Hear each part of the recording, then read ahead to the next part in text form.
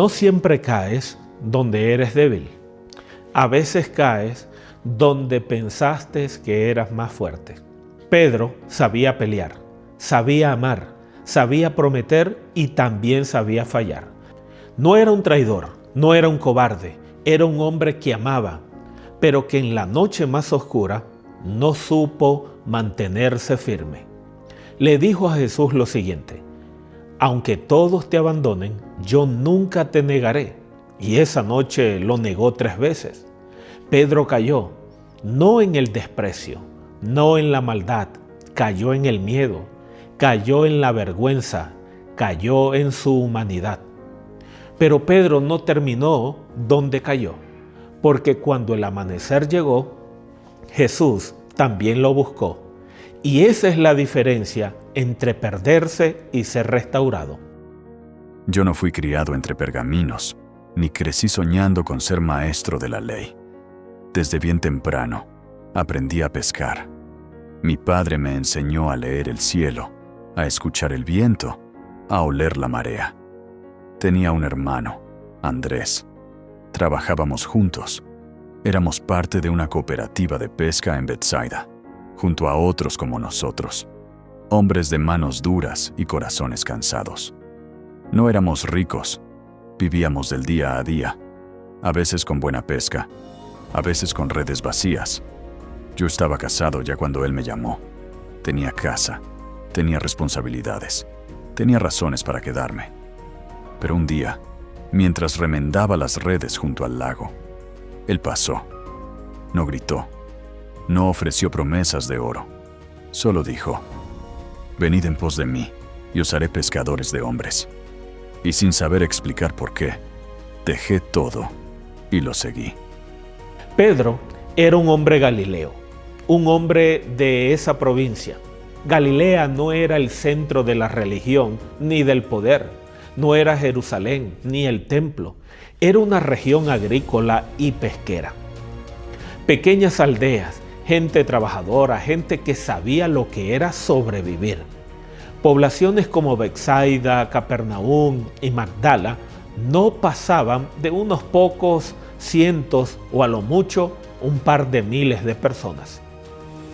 Pedro no era un intelectual, no era parte de la aristocracia religiosa, era un pescador, con los pies en la tierra y las manos bien marcadas por el agua y el sol. Y sin embargo, fue a él a quien Jesús miró. No buscó a los escribas, no buscó a los príncipes, buscó a un hombre sencillo y lo llamó para cambiar el mundo. Cuando Jesús dijo: venid en pos de mí, en Mateo 4:19, no solo estaba invitándolo a caminar, estaba invitándolo a dejar de vivir para sí mismo y para comenzar a vivir para aquel que podía dar sentido a sus días. No solo lo llamó, sino que también le cambió el nombre. Simón, así se llamaba, Simón, hijo de Jonás. Pero Jesús miró más allá de sus redes, más allá de su impulsividad, más allá de sus límites, y le dijo: tú eres Simón, hijo de Jonás. Tú serás llamado Cefas, que significa Pedro. Juan 1:42. Pedro significa piedra, no porque ya lo fuera, sino porque en las manos del Maestro llegaría a serlo. Antes de Jesús, Simón era impulsivo, rápido para hablar, rápido para actuar, inestable como las olas que había navegado toda su vida. Pero en el camino con Jesús su vida sería moldeada, no para ser perfecto, sino para ser firme en lo que realmente importa. No puedo contarlo todo. No alcanzaría el aire para hablar de cada momento. Pero sí sé esto. Yo vi cosas que muchos solo soñaron.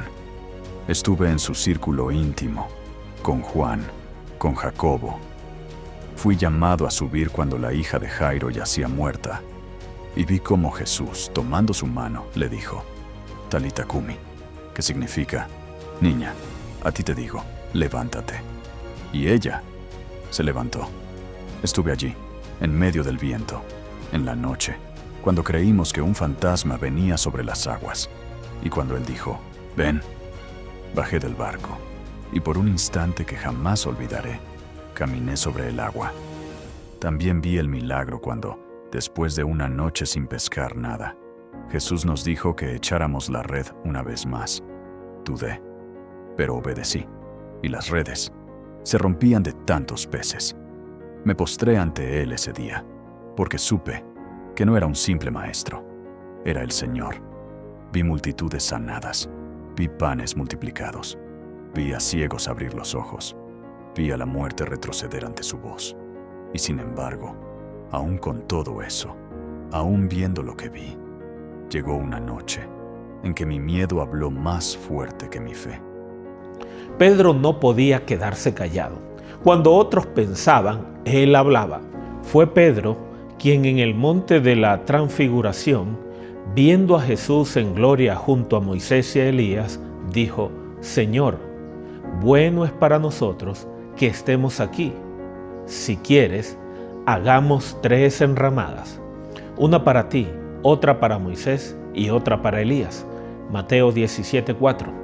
No entendían todo lo que pasaba, pero su corazón no sabía guardar silencio.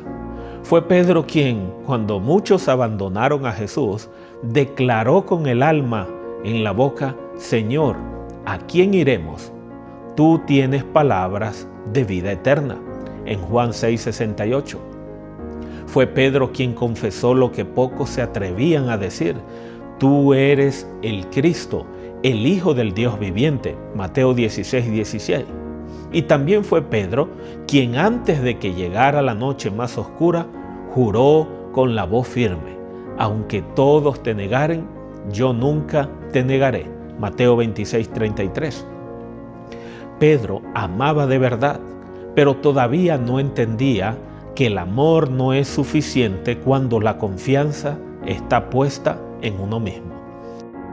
Creí que era fuerte. Creí que podía soportarlo todo.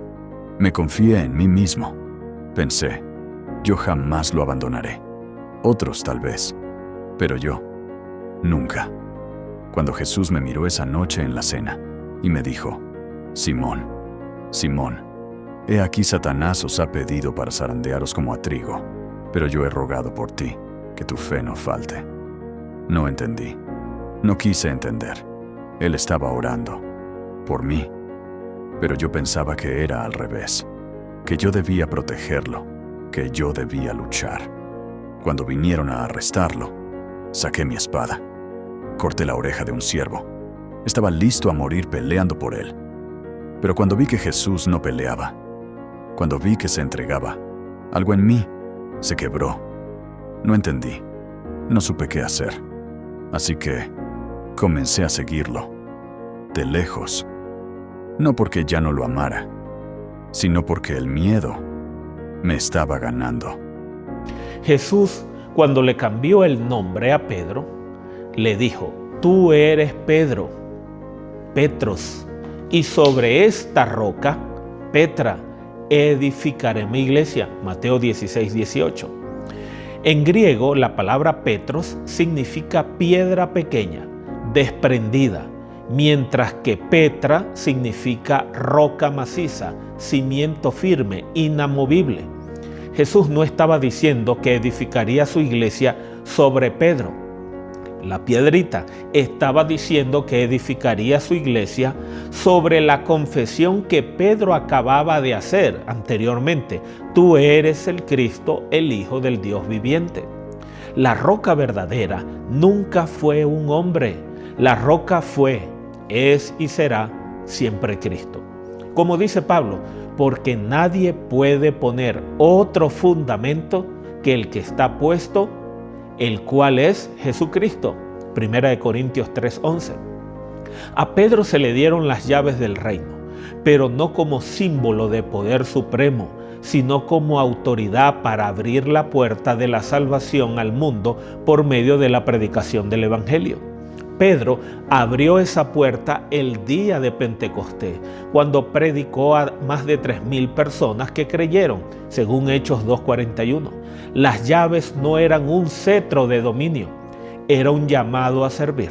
Y el verdadero vicario de Cristo en la tierra nunca fue un apóstol, nunca fue un hombre, fue y es y será el Espíritu Santo.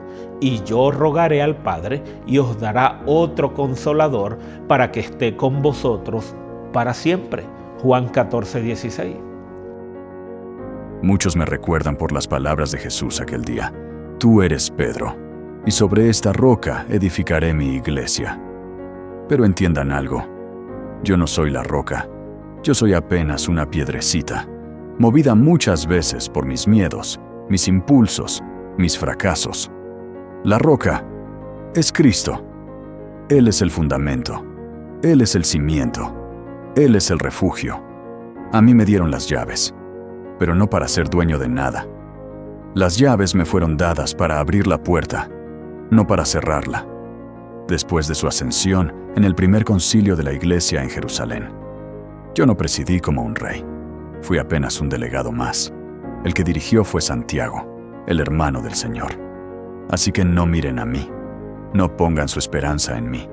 Yo fallé, yo lloré, yo negué, pero Jesús nunca dejó de mirarme, nunca dejó de restaurarme. Coloca tu mirada donde siempre debió estar, en Jesús, el único intercesor, el único salvador, el único vicario verdadero. Porque si Él pudo levantarme a mí, puede levantar a cualquiera. La noche se llenó de gritos. Jesús fue arrestado sin cargos legítimos. Lo llevaron de inmediato ante Anás, luego ante Caifás y más tarde ante todo el Sanedrín. Juicio de noche, algo prohibido por su propia ley. Buscaron testigos falsos, pero ni siquiera así lograban que las mentiras concordaran. Golpes, burlas, escupitajos. Al Hijo de Dios lo juzgaban como a un criminal común. Y en algún rincón del patio, junto a una hoguera, estaba Pedro. No cerca del Maestro, no entre los acusadores, a la distancia, lo suficiente para ver, lo suficiente para oír, pero no lo suficiente para mantenerse firme. El fuego ardía, pero el frío no era en mis manos, era en mi alma. Una criada me miró y preguntó, ¿tú también estabas con Jesús el Galileo? Me estremecí y dije rápido, casi sin pensar, no sé de qué hablas. Me alejé de la hoguera, como si el fuego fuera a delatarme. Otro me vio y dijo, este también estaba con Jesús de Nazaret. Y otra vez negué, esta vez con juramento. No conozco al hombre. El corazón me golpeaba el pecho. El miedo me cegaba. No era yo, pero a la vez sí era yo. El yo sin fe, el yo solo. Y entonces, poco después, alguien más insistió.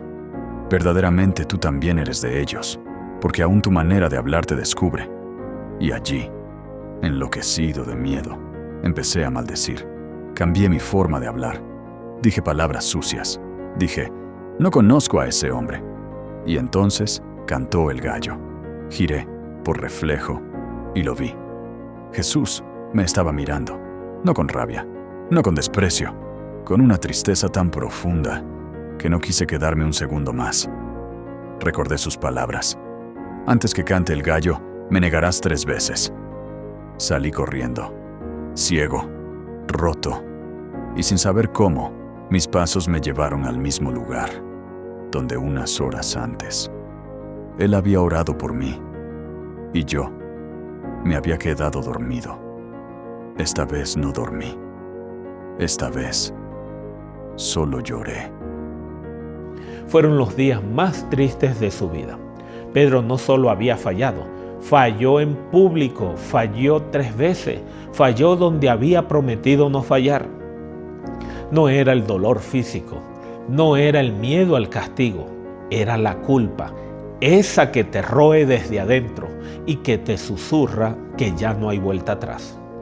Pedro sentía que había perdido no solo a su maestro, sino su propósito, su lugar, su alma. Cuando las mujeres vinieron corriendo esa mañana, no quise creerlo. Sonaba demasiado bueno. Y yo no creía merecerlo. Pero entre sus palabras, hubo algo que me quebró de nuevo. Dijeron que un ángel les había hablado y que había dicho: «Id, decid a sus discípulos y a Pedro que él va delante de vosotros a Galilea». Y a Pedro, no solo a todos, a mí. No entendí todo. Solo sé que cuando escuché eso, corrí como nunca antes. Corrí hacia la tumba. Corrí hacia una esperanza que aún me temía permitir. Y cuando llegué, vi la piedra removida. Vi las vendas. Vi la tumba vacía. No entendí todo, pero supe que la muerte no había ganado. Volvieron a Galilea, volvieron a pescar, volvieron a la vida de antes, pero Jesús los esperaba en la orilla. Un desayuno sencillo: pan, pescado sobre brasa y una conversación que Pedro temía y anhelaba al mismo tiempo. Caminé hacia él, como un niño que sabe que merece castigo.